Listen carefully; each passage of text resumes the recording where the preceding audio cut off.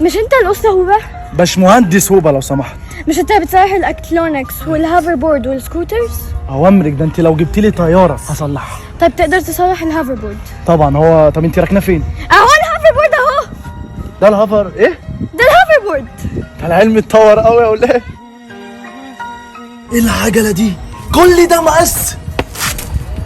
البنطلون ده شفته في حته قبل كده. قوم لي يا استاذ، بقى انا اطلب منك حاجات تيجي على الشغل على طول من غير ما تجيبها لي. والله العظيم كنت جايبها لك، بس انت عارفه ان انا اتاخرت على الشغل، ده انا نسيتك والتيشيرت حتى. طب اسمع بقى يا ايهاب، تاني مره لو طلبت حاجات وما اتجابتليش هرمي لك الدبله بتاعتك في وشك. والله يا حبيبتي انا ما اقدرش اعيش من غيرك. خليك بقى انت كده، ما باخدش منك غير كلام.